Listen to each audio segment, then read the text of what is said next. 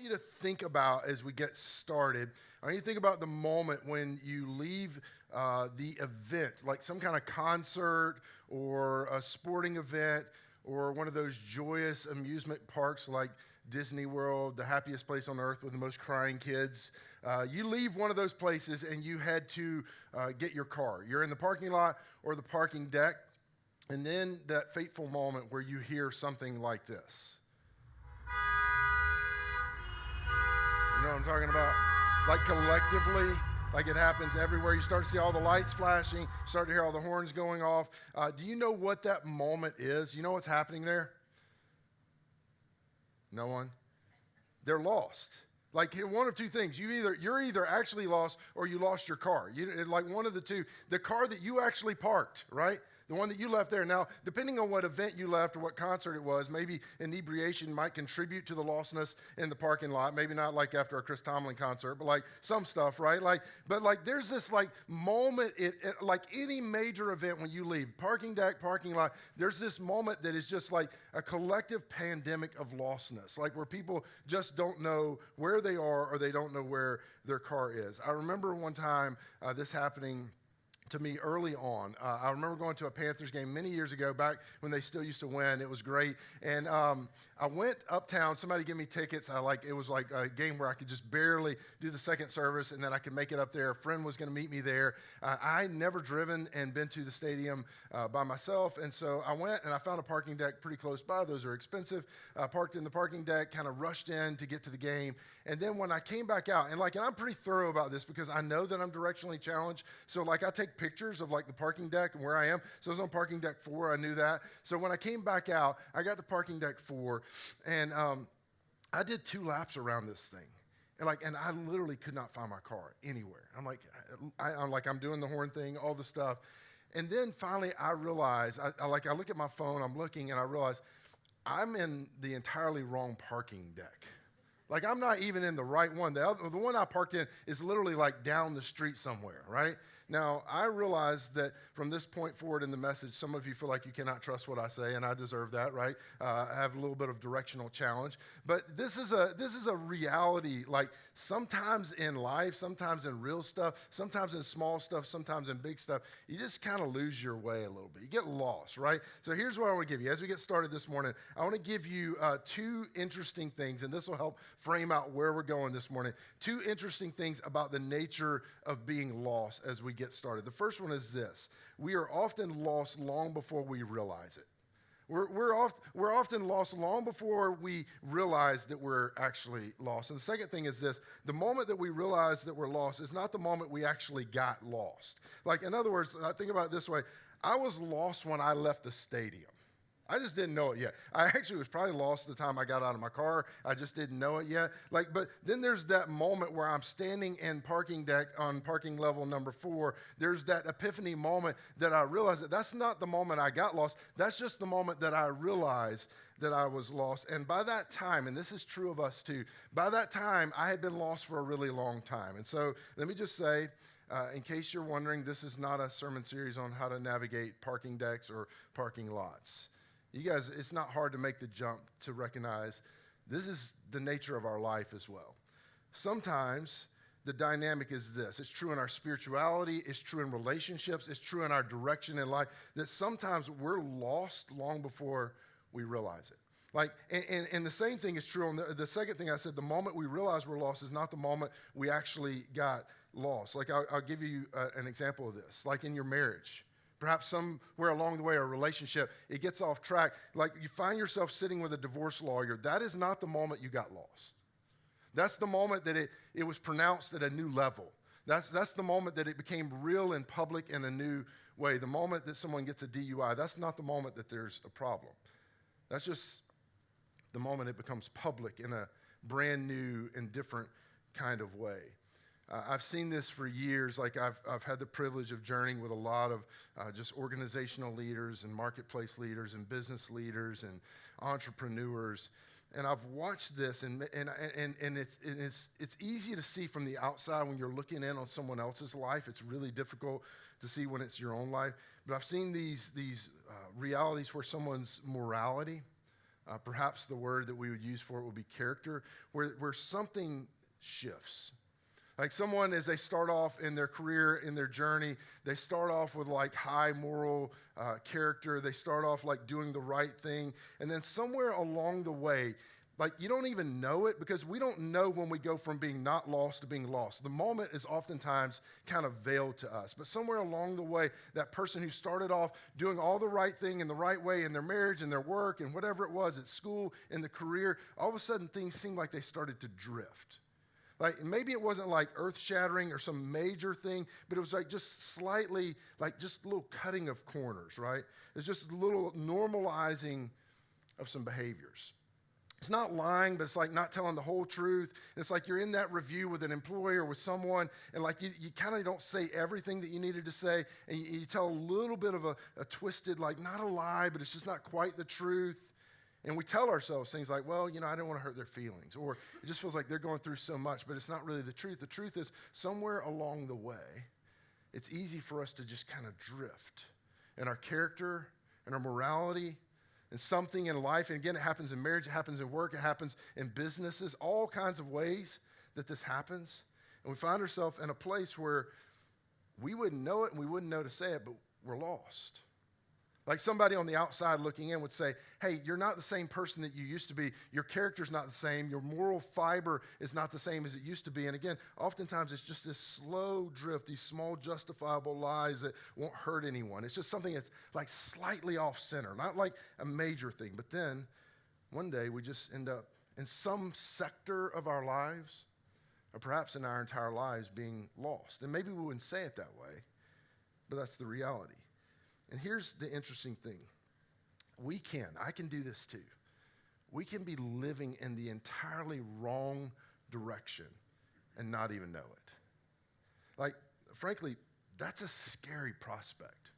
Like to think that in some portion of my life, or perhaps my entire life, that I could be living in the wrong direction and not even know it. In fact, this may feel offensive, and I don't mean it to be offensive, but the likelihood is strong that every single one of us are there some way in some portion of our life, and we don't even know it. That's the nature of being lost, is that somewhere along the way, we go from not lost to being lost, but we don't know where that line is, and we don't know when it happens, and oftentimes we can't see it in the mirror. And here's what's interesting. If we're fortunate, and many of us are, if we're fortunate, there'll be someone around us in those moments that'll try to warn us. And I think it's interesting when there are people in our lives that try to warn us about something to do with our lives, oftentimes they use directional terms. They'll say things like, hey, I don't think your marriage, I don't think your life, I don't think your business is headed in the right direction. It's directional terms. They'll say things like, hey, I don't know, maybe it's none of my business, but I feel like something in your life, something in your relationship, something in the way that you're thinking about business transactions, something about how you're thinking about the bigger picture, something just you need a little bit of a turnaround. Perhaps your life needs a turnaround. And here's what we say. I'm fine. Oh, thanks, just pray for me. I'm fine though. But oftentimes we're not. 3,000 years ago, 1,000 years before Jesus, we're going to get to where Jesus arrives in the scene before we end today. But 3,000 years ago, there's a guy by the name of Solomon. He was known for his immense wisdom. In fact, we did a series not too long ago talking about just Solomon's wisdom. It'd be a really good study for you to go through if you're in a small group or kind of starting your journey. But he pronounced wisdom in every direction. And you would think that over the generations, over 3,000 years, we've collected so much knowledge in so many fields, and we've made so many advancements. It would make sense that at some point you would think that we would evolve past some of the kind of decisions and some of the behaviors and some of the things that were present 3,000 years ago. But it's interesting when I'm going to read that Solomon said over 3,000 years ago, it was not only true then, it's true now. And this is what he said. He said, there is a way. It's directional terms. There is a way which seems right to a man. To which all the women in the room go, we know how this sentence ends, right? And let me just say, this is when he says man, he's talking about mankind. He's talking about humans. In other words, this is what Solomon is saying. 3,000 years ago, this is the wisdom that he's dropping. He's saying there is a way that seems right to a human. In other words, if you're a newlywed, there is a way that it seems right for you to navigate life. For you, if you're a young business leader, there's just a way that seems like the right way to do things, the right way to interact in the office. If you're in the C-suite, there's a certain way that you lead meetings. There's a certain way that you lead the organization. There's a way that seems right to you. Whatever your vein of life is, there is a way, and this is what Solomon is getting at. There's a way that you and I have chosen to live our lives. There's a way I've chosen to live my life. There's a way that you've chosen to kind of entertain yourself. What is the entertainment value for you, for your family? There's a way that you've chosen to parent. There's a way that you've chosen to budget. There's a way that you've chosen to drive, which if your spouse would have the opportunity would tell you it's not the right way, right?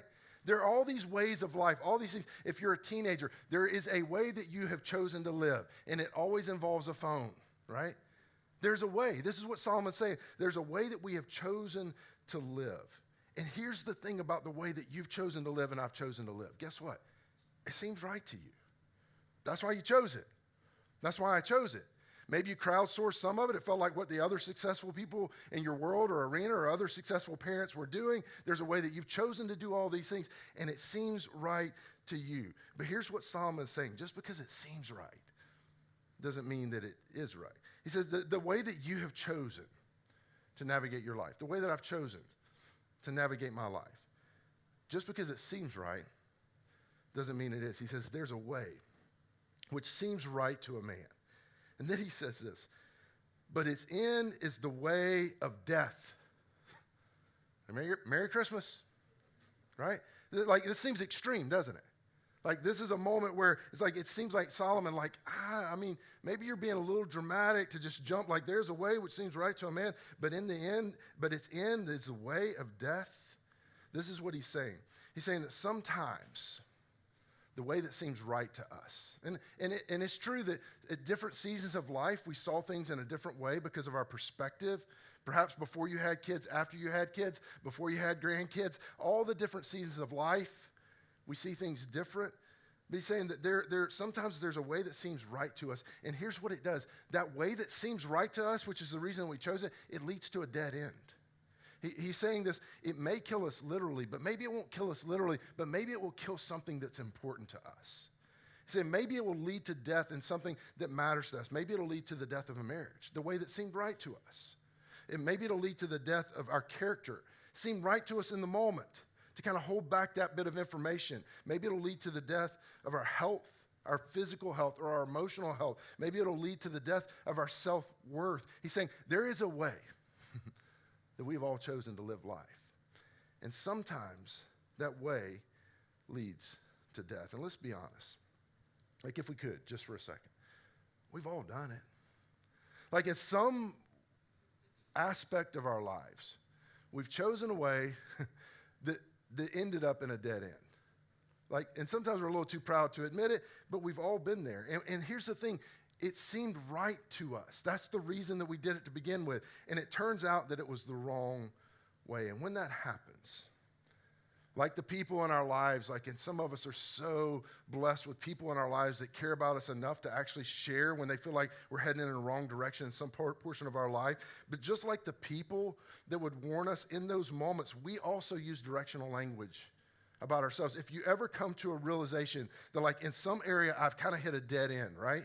We use directional language. You say, listen, I'm not sure where to turn. I need things to turn around. I need a new direction in life. We're going to get through this. Or if you've ever heard someone say, or perhaps you've said this, hey, I'm not in a good place. Like, I've lost my way. These are all directional terms. And let me just say this. This is so important as we set up this entire series. If we ever get to a place that we're willing to acknowledge that in some portion of our life, we chose a way, and again, maybe not your whole life, but some avenue. If we can ever get to the place that we acknowledge that we chose a way that ended up in a dead end, let me just say you're in a good place. And here's why. We can't get where we want to be until we recognize where we are.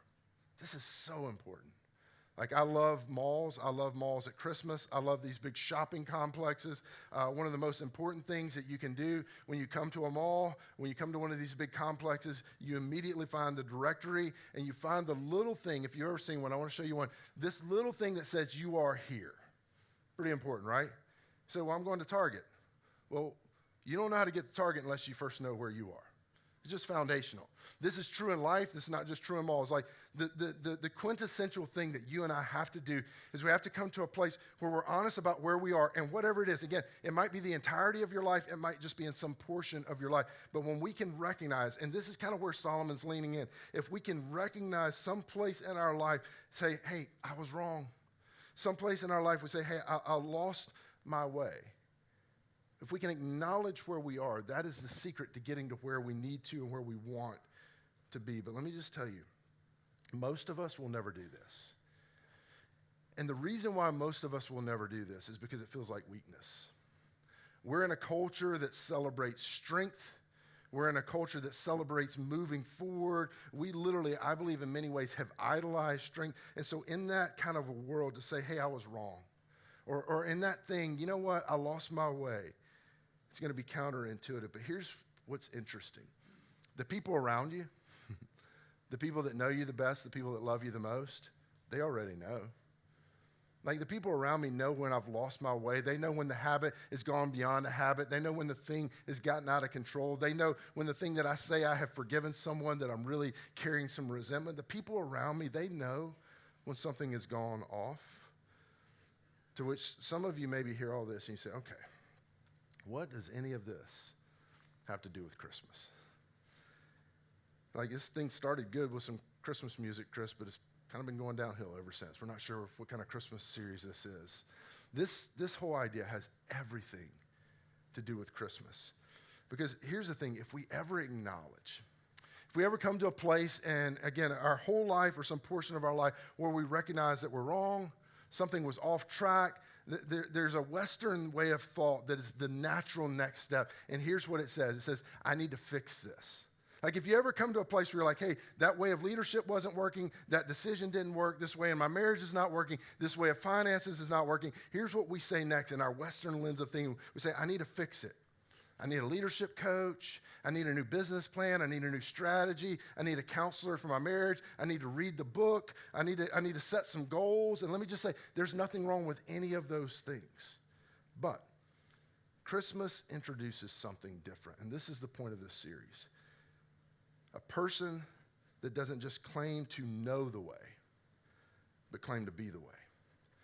When Jesus shows up, he didn't just claim to know the way, he claimed to be the way forward in every area of our lives and the totality of our lives. He said, "I am the way forward."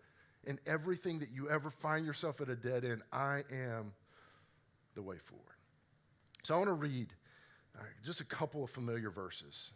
Some of you have heard these verses over and over again. Perhaps you'll hear them for the first time. But I want to read something that John said, a couple of things that he said, and then I want to end with something that Luke said. But I want to kind of, before I read this verse, I want to try and set the stage and try and bring you into the verse a little bit. It's easy when I read verses like this, and it's easy for me too, and I'm sure easy for you listening or even as you read the Bible for yourself. When we read something like this, it's easy to just kind of glaze over it and not really find ourselves in the details of it. But I want you to think about this. When this verse that I'm about to read, this was written by John, who knew Jesus. Like, this wasn't in theory for John. Like, John spent exhaustive amounts of time with Jesus. They were very good friends. In fact, John would say, "Hey, I was his favorite," right? Like, they were very close friends. He had inside jokes with Jesus. They laughed together. They cried together. They did life together. And so at the end, as John's looking back, as he's nearing his death, this is what he writes. He says this at the end as he tries to describe what was happening at Advent. He says, "The Word, that is the Logos, the Word became flesh, and he made his dwelling among us." John's saying, hey, everything we ever imagined to be true of God, all the words, all the phrases, all the stories, all the things that we ever imagined to be true, they came to bear. The Word literally became flesh, and he made his dwelling among us. When he says dwelling among us, he's saying literally he came to camp with us. He's like, hey, we lived together. We did life together. Jesus is like, hey, you guys doing s'mores tonight? You doing marshmallows? What are you doing? And we're hanging out. Like, this is what he's saying. The context for them was that they did life together. He's saying, literally, the Word became flesh, and he made his dwelling among us. Let me ask you this. Have you ever met anyone famous?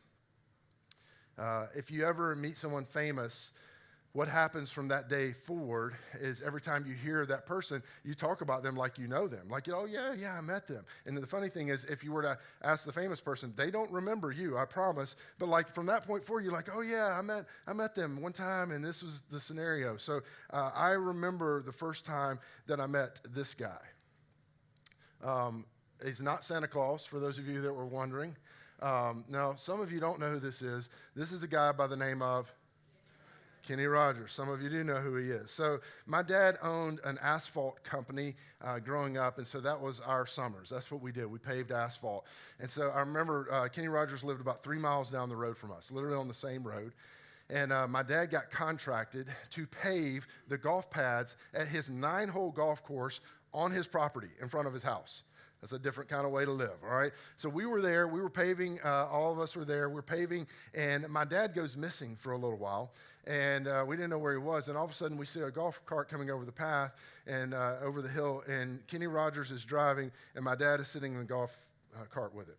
So they come over. He gets out. He introduces us all to Kenny Rogers, and it was absolutely life-changing. It was like it's the coolest thing ever, right? You know. Now some of you have no category for this. This is like you feel nothing. You're like, I don't even know who that guy is. But a lot of you do, and I'm going to prove it. And I need you in the cafe to help as well. Here's how I'm going to prove it. You got to know when to hold them. Know when to.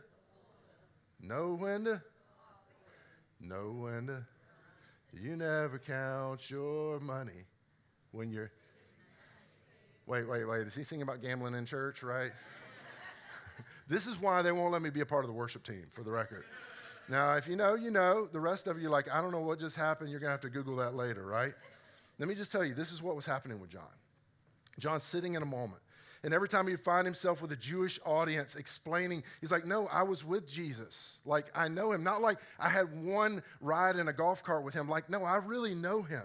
Like, we did life together. And as he's talking to these Jewish audiences, he's saying, hey, look, you guys learn. You grew up learning about who God is. You heard stories about God. You memorized words about God. All of these things, all of those words and stories and everything that you know to be true, that you've heard, all of those words, he literally became flesh and he walked among us.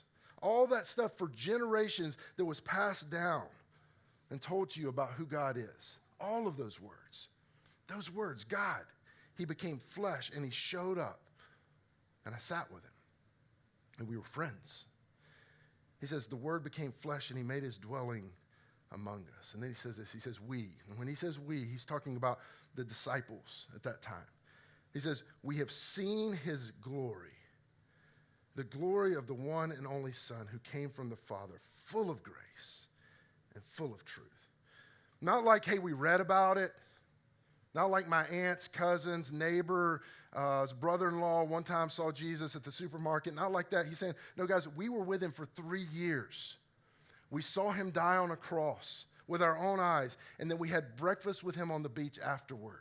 I don't know how to explain it, but I'm telling you, at the end of his life, John would say, we were all convinced that he was God, that somehow all those words, all those stories, all those narratives that we heard through the years, that he dwelt among us, that somehow God became flesh.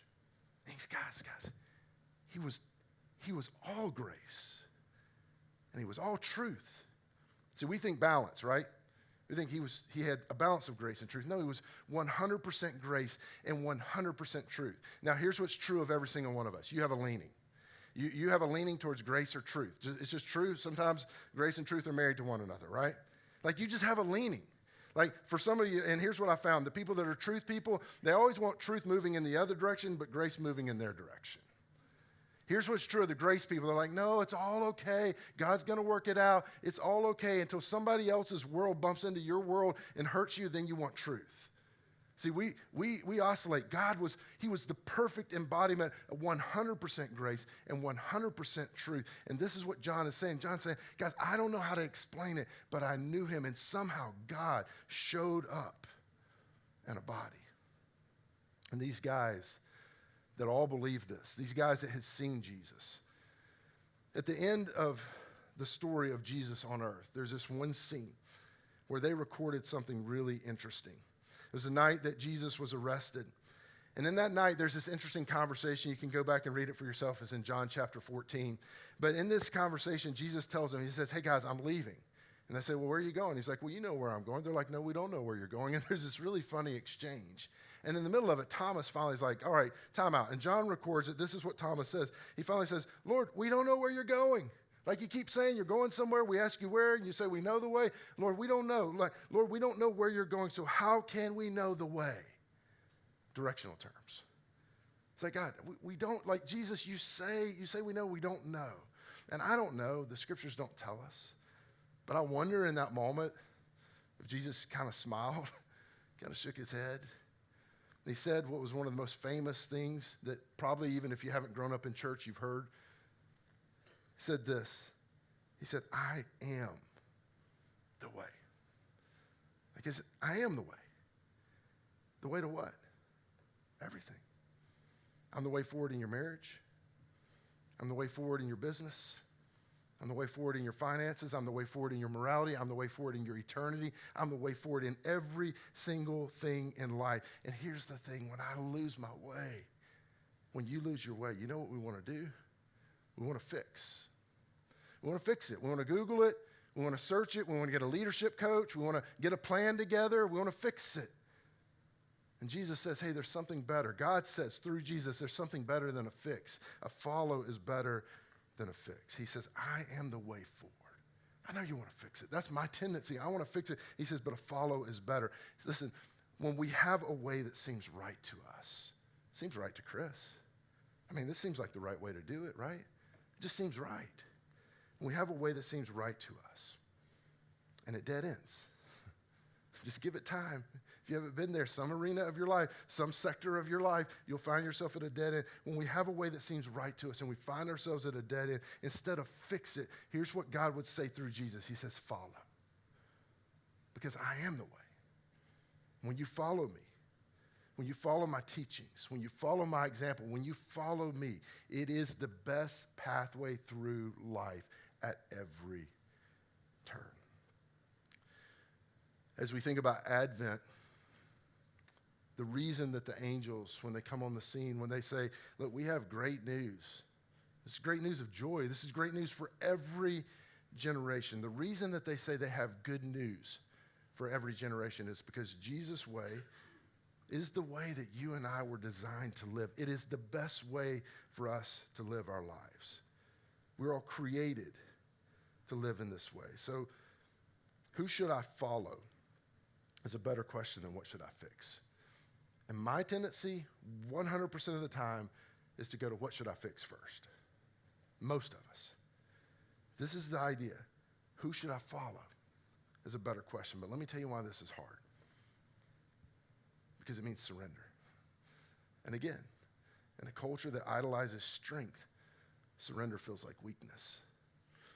It's this idea, like whether it's popular or not, the pathway forward begins with surrender. Like if Solomon's right about what he said, it's not if, it's when we hit a dead end.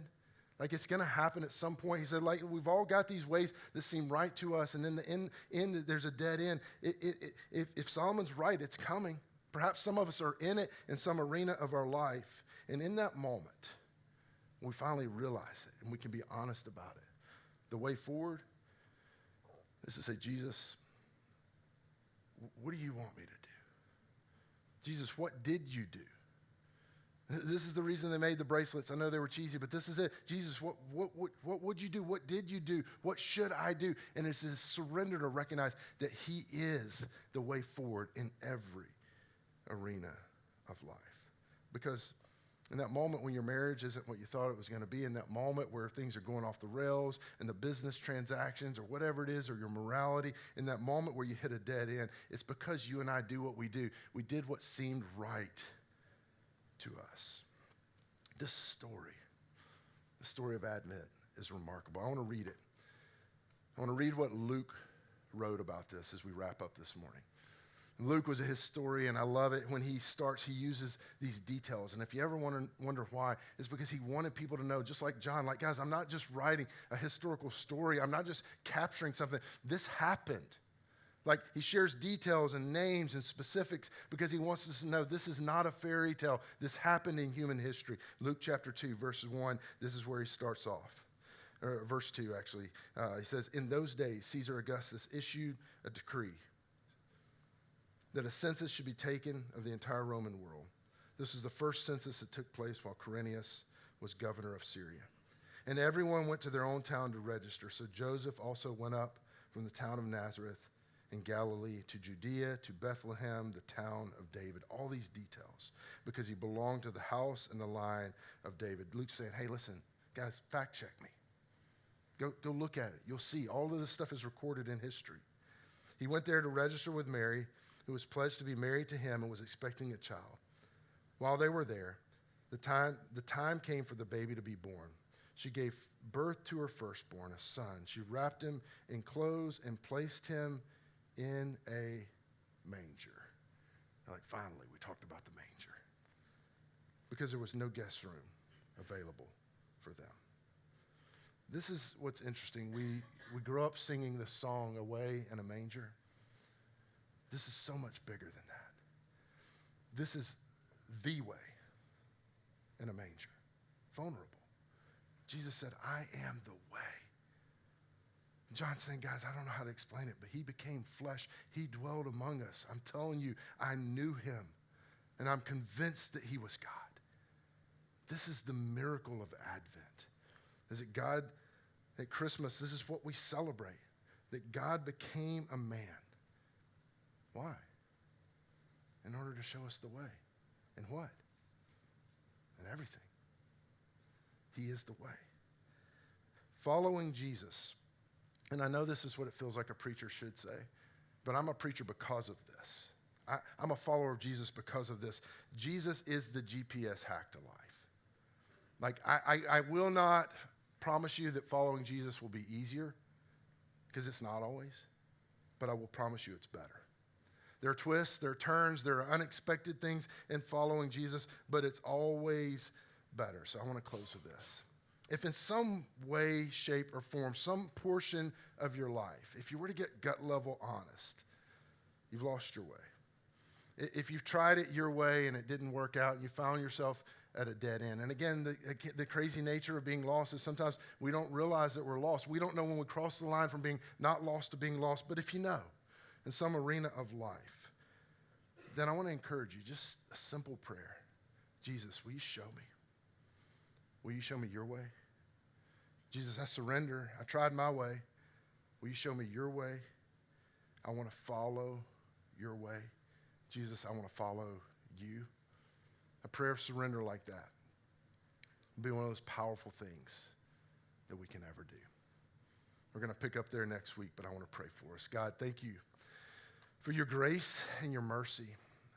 I just am overwhelmed by the reality that of all the ways that perhaps this could have played out, that you chose to walk among us. That as we celebrate Advent, as we celebrate this season, it's a celebration of the fact that Jesus became our example. Jesus became one of us to show us the way forward. And I just pray in this room, God, for any of us that in any way in our lives, God, perhaps the entirety of the direction of our lives or our eternity, we feel a little bit lost or at a little bit of a dead end. Give us the courage to surrender that portion or all of our lives to you. And God, I pray as that happens that you would shed light on our path and bring clarity. We love you. In Jesus' precious and powerful name we pray. Amen.